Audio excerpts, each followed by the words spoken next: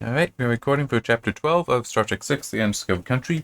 There's still Chapter 13 and the epilogue. And I feel I do need to mention that because I'm still not getting the answers for the conspiracy that I want, that I very much want. So, yeah. Anyway, the chapter starts with Kirk coming into Spock's quarters for that conversation. Yeah, it is somewhat different. It's largely expanded from what it is in the movie. Yeah. So we have this that just them talking about their respective failures on this mission. Kirk starts. In a way, it was frightening to actually believe that their, Klingon, policies might change, that they might stop waging war. Too frightening to trust them. Who will I be if I have no enemy? He shrugged. I couldn't trust. I trusted too much, Spock said finally.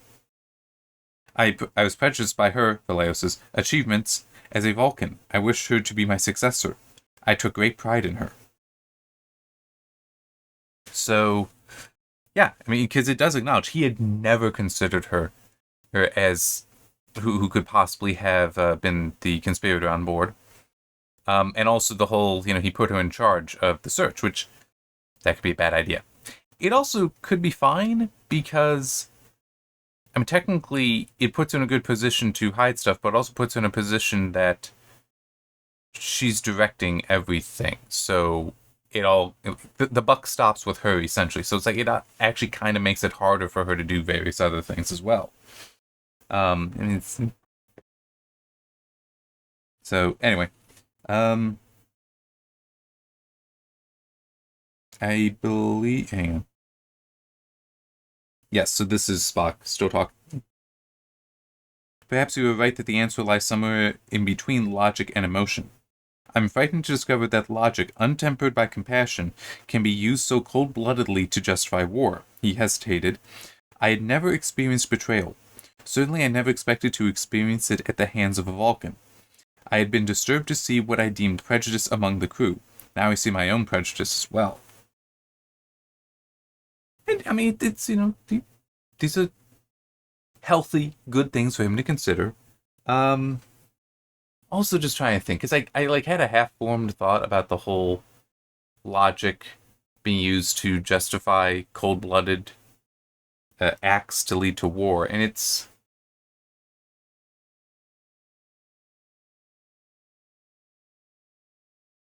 I guess that's a way to put it.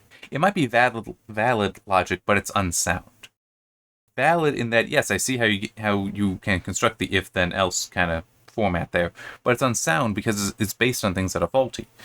Such as, for Valeos, I'm pretty sure I said it was that 1 or 2 chapters ago. Excuse me. That she believed that the universe is very consistent, that the Klingons basically are who they are and will always be who they are, therefore they will always tend to war, therefore peace is irrelevant with them. They will simply ignore it when it suits their purpose. And it's like, this is not correct. This is wrong. All cultures have developed through change. And also culture by its nature is continually changing as well. Ideally, it changes by growing. It does also shed things. But it does linger as well. It does hold onto things in the past that get carried forward. That is one thing I will admit. I'm not sure we're doing so good a job today that you don't see. It's sort of. I think I've said this in other things, but it's kind of like with streaming and such, and even access to massive ebook libraries. You end up with such a wealth of options that people are just drowned in it, and so without somebody like a parent, uncle, teacher, friend, even to specifically share things with you, to provide curation for you, I'm not certain. I do believe that there are plenty of people, even my generation, but also younger, who they have no sense of what their culture is. They don't know any of the stuff in the past. So, like, the title itself, The Undiscovered Country, how that's a reference to Shakespeare. Now, granted, I've not read that Shakespeare, but it's still, I've seen the movie, Shakespeare's in it, and it's like you say it, it's like, oh yeah, I get that. It's like to be or not to be. Some people, they don't understand what that necessarily means. And so on. It's like, it does. I'm trying to think of a better example, but my brain is also kind of like locking up on that too. Maybe. I was just looking down because I've got the movie My Cousin Vinny, which, these youths, that kind of thing. It's like some people do use that today, but there's plenty of people that would have no idea what that's a reference to. Beam me up, Scotty. They might not know. Live long and prosper. They might not know. Things like that. I mean, on the one hand, it is very disturbing because our culture is important, and failing to share it is destructive because the stories and the morality is part of what's being shared there, and that is important. Just a moment. I think it's this one. Yes. Aha. Casablanca. This is technically my sister's story because it was in a class she had in college. They, if I remember correctly, timeline-wise, they would have been younger than her. Not necessarily by much. Like, more around my age. But there's a scene in this movie that is a beautiful scene. Where, so for the... Casablanca is in part set at Rick's Cafe Americana. And it's in Morocco. Well, it's in Casablanca, Morocco. Which is a French area that the Germans, because of the state of France during this time period of World War II, the Germans are essentially there and running things. Well, the French are in charge, but they answer to the Germans, that kind of thing. Well, anyway, the Germans come in, and they have taken over the piano in the cafe. And they are playing, I assume it's their national anthem, even if not, it's still a German song. And you can certainly recognize that it has the qualities of what you'd expect for German music. Just like Russian music has certain sound to it, Italian music can, French music, British music, American music. Yeah. And so they're doing that. And it's like, 3 or 4 just at the piano doing this. And they're proud because, it's their music, so they're proudly sharing it. But the one of the other main characters, a Frenchman who has been leading resistance, he steps up because he can't take this. And remember, the majority of people in there are in some way connected to France. If they aren't French themselves, they are still living in French territory and were living there prior to the start of the war. He stands up, he goes over to the band and tells them, it's the French national anthem, as I recall. I cannot pronounce it correctly. I'm not even going to bother trying, which is a disappointment. But he tells them to start playing it.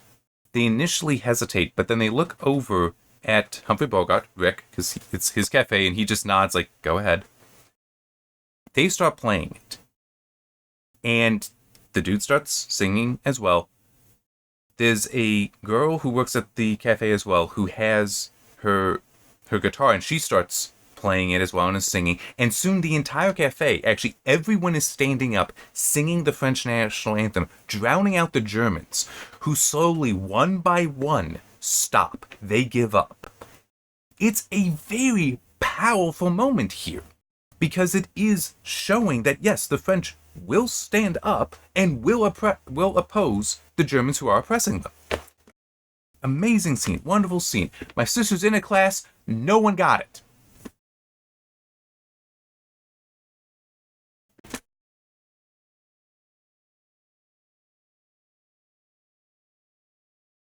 You need to understand World War II. Not to understand World War II. You need to understand... Well, you don't even need to understand that, yes, it's German music. It's the Germans at the piano. They're playing something. You can assume it's German music.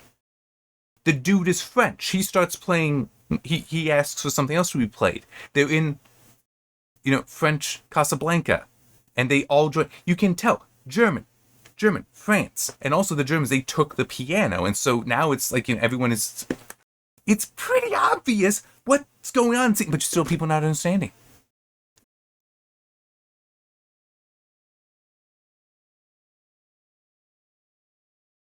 culture has inertia to it. You should be bringing things forward, but it is still culture is changing. There's also a momentum to culture that is continuing to press forward. I do have my concerns that we are not properly ensuring the inertia aspect to it, because that is a responsibility that we have. But it still is. Both are true. Valeris essentially only believed in the inertia, that there was no momentum. That is wrong. There is a momentum there as well. She chooses to reject that. And there's actually a line, I think, in here. Maybe it was somewhere else. No. Chekhov has a line about the universe always changing. Because, he's just thinking about the whole, hey, I'm about to retire kind of thing. So he's just thinking about that. But yeah, so it's... Anyhow. I like talking about culture, in case you haven't figured that out. Kind of why I do these videos as well. One of the reasons. Anyway. There was this. As I recall, you took responsibility for the actions of your entire crew. This is Spock talking. Jim sighed. As captain, that's different. Human beings, but I'm not human. I'm only Spock. Jim interrupted impatiently. You want to know something? Spock watched as Jim knelt beside him. Everyone's human, Jim said. You insult me, Spock turned away. Only human, Jim insisted gently. Racist. Spock murmured, his gaze fixed on the ceiling, but Jim saw the glimmer in his eye. Vulcan, Jim countered. I just found that... it's not the best written necessarily, but I do still find it kind of funny that these are just two friends that are just trading barbs with each other.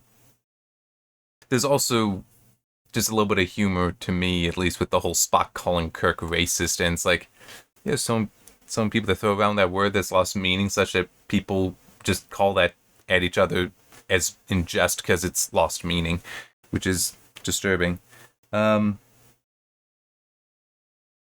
Okay, we do get some scenes on Kittimer, and we, for the first portion, are following Sarek, and there's one thing that found it funny, because he's in just the whole looking up, like, Enterprise is probably out there, because word is that Kirk has escaped, the Enterprise is doing something, and he's like, yeah, Spock's gonna be coming here, and I know he hasn't, answered the calls from Starfleet, because that boy is stubborn. At any rate, Spock's stubbornness, a legacy from his mother, Sarek knew, despite her claims to the contrary, precluded that option of him just doing what Starfleet wants. And it's like, I had to write in my notes, it's like, no, Sarek, he might get it from both of you, but you've also got a stubborn streak. Yeah. Just watch Journey to Babel when he was first introduced. Yeah. But, it's... And when you think about it, Vulcans, by their nature, and by the racist nature that I've mentioned largely in Search for Spock, they are going to be stubborn. It might just be from Sarek's point of view that it's like, well, it's not that I'm stubborn, it's that I'm right. Whereas Amanda might actually be strong-willed, shall we say, and it's like, and it would probably be you think you're right, but it's just funny to me. Alright, so now getting back to the Enterprise, Chekhov. Everyone's at their stations, but Chekhov notes that there's just one station not filled. The chair beside him at the helm remained noticeably empty because Valeris is in the brig. And it's like, hang on. You telling me they don't have relief crews? That seat should be filled. I don't remember if it is in the movie. To be fair, I don't remember that. But there should be somebody there. It's like, even in the motion picture, movie and novelization, when Ilea is abducted, killed, however you want to describe that specific event, somebody comes up and takes her spot. So, yeah, this is... I'm sorry, I had to highlight because, like, this doesn't make sense. Oh, yeah, there's also... Chekhov is thinking about the future. He thought Irina... Basically, his plan was, okay, I'm going to take early retirement. I'm going to retire with Irina.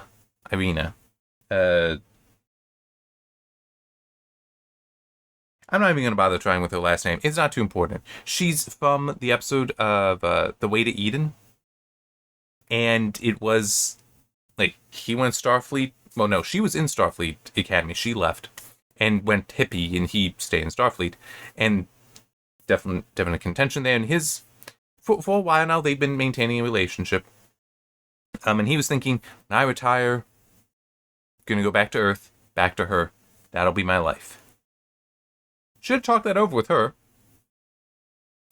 He thought Irina understood it, that when his last tour of duty aboard the Enterprise ended, he would return to her. She had not understood. Recently told him that she has become seriously involved in a serious relationship as relocating to Rigel. I'm not entirely sure why it seemed necessary to put that in there as like a reference to his past. But it's also kind of annoying because we then have Chekhov struggled not to react with bitterness, but at the moment he found himself split into two halves, one of which did not give a damn whether he returned from Khitomer alive. After all, what was he surviving for? It's even mentioned this is 30, that he had last seen her 30 years ago. Okay? He's been in Starfleet at least 30 years. I'm not saying that it wouldn't hurt her quasi-betrayal. I mean, if he didn't tell her, then I'm sorry, that's kind of also on him. But it still is like, he should have a better sense of, no, I'm going to survive. Fine, it's not going to be with you. I'm not going to have a life with you. I'm still going to survive. I'm going to have a life with something else then. Maybe he goes into certain hobby, dedicates himself to certain hobbies. Maybe he just finds another woman. Nothing wrong with that. And there's also the aspect of, he may already know several other women. It's just, I'm not saying in one in every port. It's not necessarily Chekhov style. Maybe it is, maybe it isn't. I just felt it odd that this, he's in a semi-fatalistic mood. Although later on it did become that he really did want to live after all. But it was more just seeing Kirk being concerned, being afraid about what's about to happen. It's stirring up in him that he does want to live. It's like, oh, this is a really bad situation. I want to get out of this kind of thing. Sort of that phenomenon. I'm not sure if there's a name for it, but it is used in some of the media. Like, I know there's an episode of MASH that has this, where there's a guy who, if I remember correctly, his face was severely injured, disfigured, and he's figuring, well, I might as well just die, because he's like, oh, my looks are so important. It's like, yes, men can be that vain as well. But he decides, all right, I'm going to try to kill myself. And Potter, because this is in the Potter days, he goes in and tries to stop him, but then it's like, you know what? No. And just because the guy was trying to use one of the gases that they use for anesthetizing, was going to try to use that to kill himself. But then Potter's like, all right, let me help you, and just grabs the kid's head, grabs the mask, and just holding it there. And that is triggering then in the guy to resist. Because now that somebody's trying to kill him, he's like, no, I don't want you to kill me. But he just wanted to kill himself. So there is that phenomenon there. I can believe that there's an actual psychological term for it. I don't know what it is, but that's potentially what is activating for Chekhov here. Is that it's one thing if he gives up. It's another if it's, no, he needs to do things to act, that there is action involved here. There is a desire to defend himself. Anyway, I know I'm trying to explain that poorly. The whole thing just seemed weird in this book anyway, so... So now we get to, with Khitomer, the Federation president and Azit Burr are sitting up there next to each other while the delegates come in. And we have this. She had heard of the legendary effect that Deltan pheromones had on humans and other aliens, and was glad that Klingons were somewhat immune to their charms. It goes on to explain that she's glad for that because it leaves her better able to focus around her, because something could still happen. I mean, Kirk is free now. Although she does... What if Kirk was not guilty? What if the assassination was a result of a conspiracy rather than an act of personal revenge by a grief-stricken father? If such was true, then Ezebur had more to fear than she had thought. That's a little later. So yeah, she's focused. But there's also, I wanted to highlight that because it is further confirmation that yes, this is the same Deltan species as Aelia in the motion picture. And also technically one of the people in Wrath of Khan. Which is a problem because the makeup is severely different.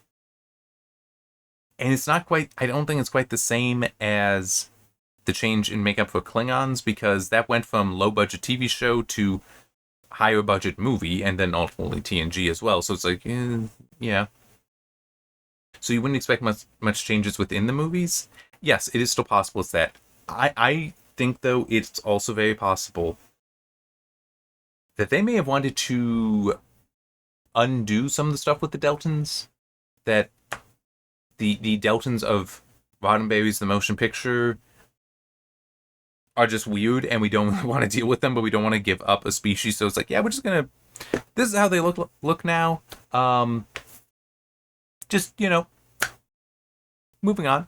I can believe it's kind of that, but it is definitely the same species. So let me get this that I also had to highlight just because this is a weird technical issue. Because what's his name has stood up. Madam Chancellor, members of the Diplomatic Corps, honored guests. The United Federation of Planets welcomes you to Camp Kittimer. Kittimer's a Klingon world. Why the hell is he welcoming people? That should be Ezebur welcoming people, not him. I mean, if it were on behalf of the High Chancellor and myself, we welcome you, that would be different. But no, it's the United Federation of Planets welcomes you to their house. I maybe try that sometime. It's like, go into a friend's house. Like, if there's a party for a friend's house, get there early and start welcoming them in. Welcoming the guests in your name, even though it's like, but it's not your house. It's like, apparently that's what you do when...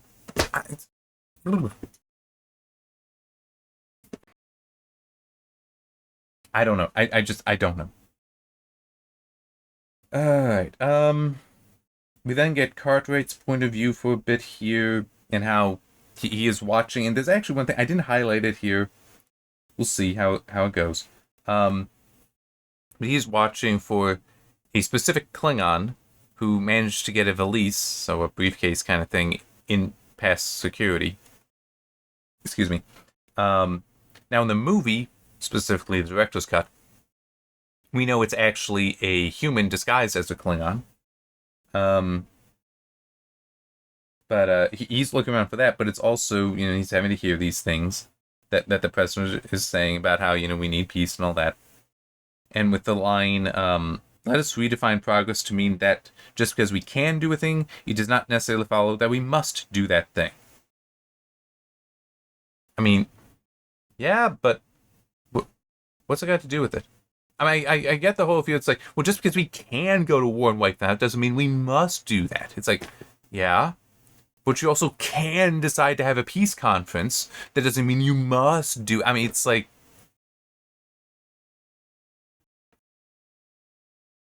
I guess if you want to get into more a basic philosophical argument concerning morality and instinct, acting by your nature versus acting by a moral compass, by a conscience, it's like, okay, if you want to talk about that, that's not what you should be doing here, though, because, I mean, you're all very intelligent, sentient species. You already kind of won that thing. You're no longer just based on your instincts, so what's... I don't get it. But anyway, we do get, for Cartwright, he had been a starship captain once, long ago, before the time of the Organian Treaty. He had lost crew to the Klingons. He knew what they were capable of then and now. That's kind of all we get. It's just, he lost a whole bunch of people, and he still has his hatred for the Klingons born of that. I mean, I get it. So that's why he hates them, but, well, why is he working with Chang? I really need that explanation. I really need the explanation for how the hell this conspiracy was formed. Okay, I mean, it does not make sense. Because, like, I hate your people so much. I want you all dead. Let's work together to achieve that. What the hell's going on with this? It makes no sense. It doesn't. I mean,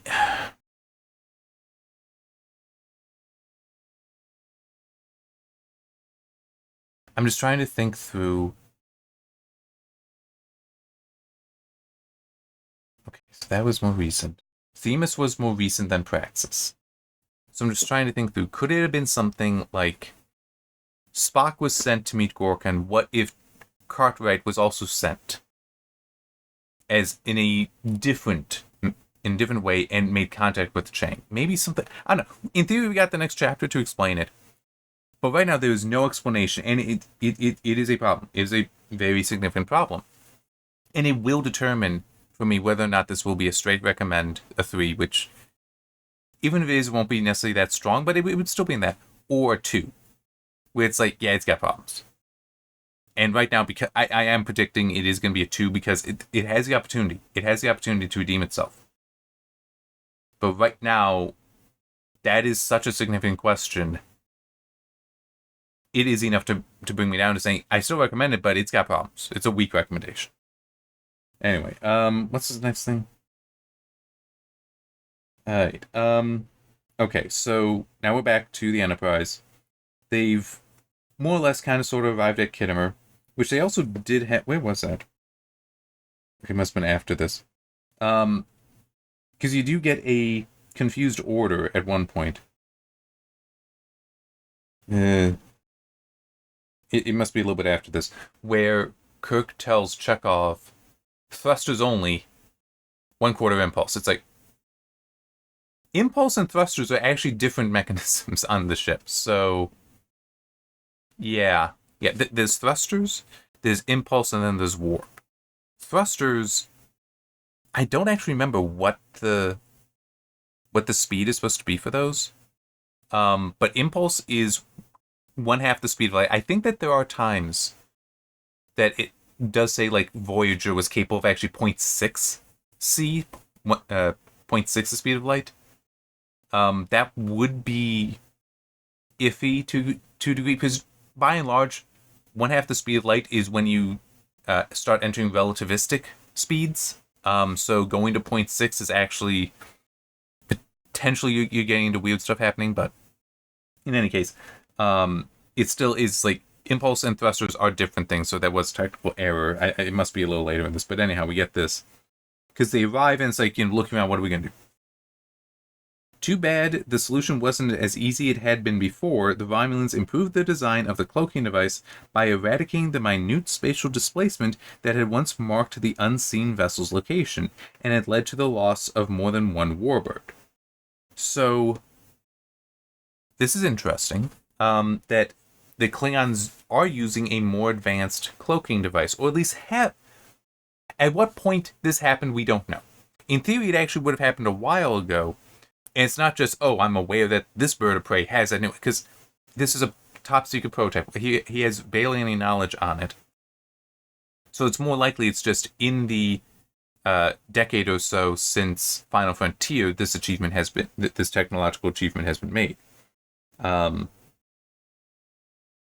that may help explain how it would sneak by and get into Federation space, but in any case, well, it still is I had these questions earlier. How is it getting into Federation space? Because if the Klingons can detect cloaked ships, the Federation is definitely going to be able to as well, because they have a greater interest in doing so than the Klingons.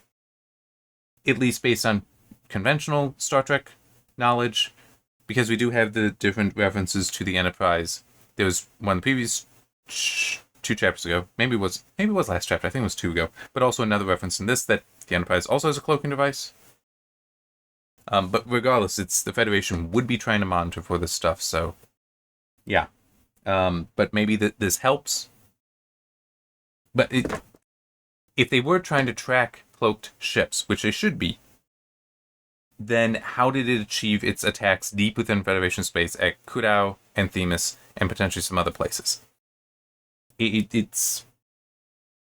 And there's also the whole, fine, firewall cloaked. If you have this perfect cloak and the Federation isn't trying to stop people from getting in, at least not very effectively, then just cloak a fleet, go in, attack. You've won the war. I mean, it's like, what the hell are you even bothering with all that? This is the whole... Science fiction is supposed to be technical, because you get a nerd like me who will find this stuff and be like, wait a minute, it doesn't track out this way. Because if nothing else, this comment about the improved cloak should have been made earlier. Right? For like, how could they possibly have gone in? Well, the Romulans improved it. That could have been in the prologue. Okay, that's how far back this could have been. Instead, we get it here in the penultimate numbered chapter. So, yeah, I'm just... Then we get this comment, because, like, what do we do? Kirk's wondering, and Spock eventually says this, Captain, perhaps we're going about this the wrong way. Our job is to get to the conference. Her job will be to stop us. Kirk hesitated. You mean, make ourselves a target? The Vulcan did not answer, merely gazed steadily at his captain. By the way, there's been, like, no reference to the whole eyebrow raise, which I cannot do except with a finger. Anyway, Jim drew in a breath. Spock was right, as always. There was nothing else they could do except hope for Sulu and Excelsior's hypersensitive scanners to arrive in time. That they set up in Chapter 1. So, that I'm good with. That, the idea being that perhaps Excelsior will be able to pick up the cloaked ship. It's like, okay, so that works. But it still is, I feel you should have put the comment about the superior cloaking technology back to, like, the prologue. Because it would make sense. He's talking about, like, yes, they have this superior cloak. We've known about it for a while. Haven't figured out a good counter to it yet, but there might be some ways. And then just, mention here that, yes, it likely has their superior, their refined, their perfected, whatever you want to call it, cloak. But hopefully Excelsior can get here and its hypersensitive sensors will be able to pick it up. It's like, you can do that, and that way you have questions answered. How is it entering Federation space? Have it answered much earlier, because it is an important thing to ask. A worthy question to ask.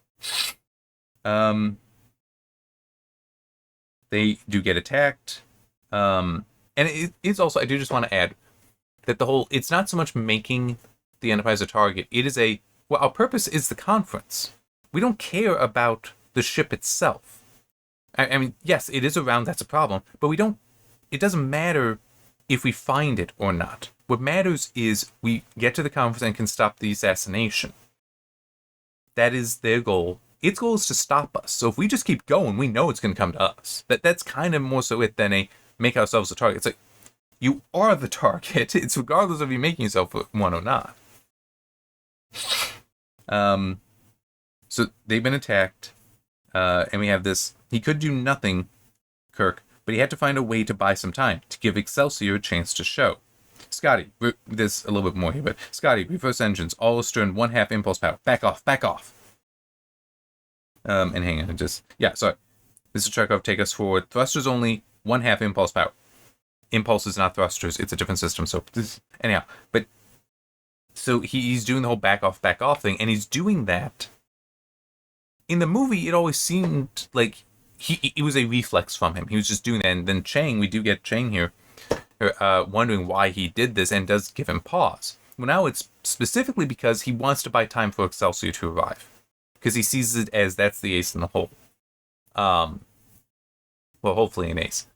So it's like, okay, that makes a little bit more sense, but it's also, why not just back off anyway? I mean, in theory, it's possible that the thing is behind you. But then it's also, you could just go Juggernaut kind of with him, be like, whatever, or Berserker, and just be like, no, we're going. It doesn't matter. Why aren't we in warp? Kind of thing. We're going to Kittimer. And just ignore the shots coming in. You could, in theory, do that. But yeah, but he is also trying to do like an abrupt change, because like, why do you do that? That's a fair thing to do. Anyway, we get this that I have to call out as stupid, but let me read it. This is Chang now. Earlier, he had despised James Kirk because he believed the captain had surrendered to cowardice. He had heard many stories about Kirk. All of them had spoken of his courage, but the human Chang had met was no warrior. that Kirk had tried to swallow his hatred. He had never even tried to seek revenge for his son's death.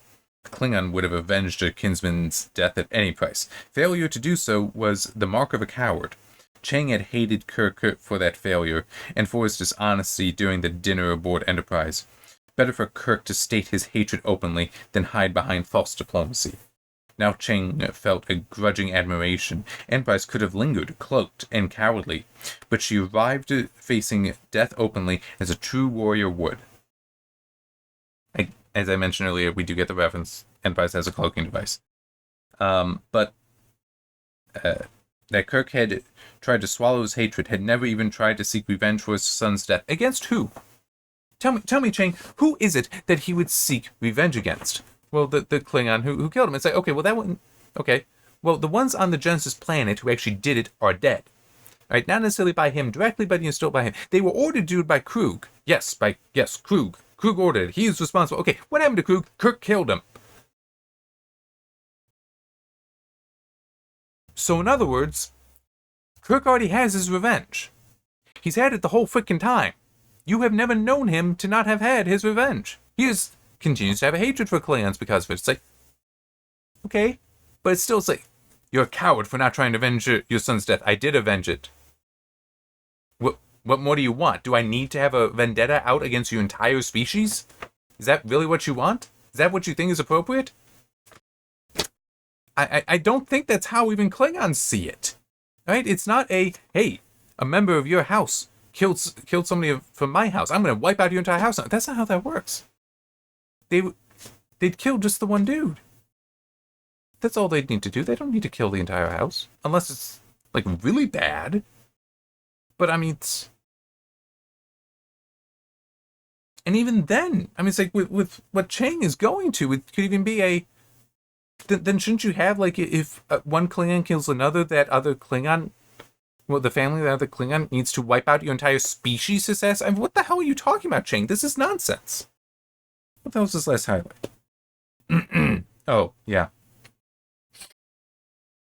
So Chang does at least recognize that this isn't fair. The gap, because of the ability to firewall cloak, the gap between him and the Enterprise is so great that this isn't honorable even. Destroying a helpless foe seems somehow dishonorable. At the very least, he felt he should allow Kirk the privilege of knowing his killer. Look, I'm just going to say it. Krug's a better Vulcan? Better Klingon than Chang. He is, because Krug, I think, would have found it abhorrent, the idea of fighting so unequally. At least when it's possible to make that change. Now, true, when he physically is fighting with Kirk, he is completely dominant over Kirk physically. The planet is what beat him. Okay, so it's, yeah. But it's also, what's he going to do? How's he going to hold back? Is he going to tie an arm behind his back? That's stupid, because the whole thing is a fight to the death in that case. It's like, no, that doesn't make sense. No. So that's not it. But this, Krug would probably be like, we disabled the ship. We're not destroying it. Okay, we're not doing that. Or it would be we will destroy the ship, but only so that they cannot report that this ship exists. That's it. That is all he would do. Oh, I just realized I forgot to mention something. But yeah, it's like, no. This does not seem dishonorable. It is dishonorable, Chang. So he's at least like, he needs to know who I am. He's not gonna make it easier on Kirk, but it's like, at least it needs to know who I am. Which, oh man, Christopher Plummer. I see you, Kirk. You see me. Oh man, he was the perfect cast for that role. Oh, Star Trek 6 is so good. With the movie. But the thing I forgot to mention. Cartwright, looking around for that specific Klingon that I know because of the director's cut is actually a human. He mentions that the Klingon with the valise is approaching the lectern. He's getting closer there. Whereas in the movie, he's like going up some stairs to find a place that overlooks the lectern so it would shoot down. I'm not sure if that's just going to be something that's different here. Don't know. We will see in this next chapter, which is the final numbered chapter. So yeah, and yeah, it's early enough. I think I will do that straight away. So the epilogue will probably be for me tomorrow. But yeah, back to back, 12 and 13 here. All right. See you next time.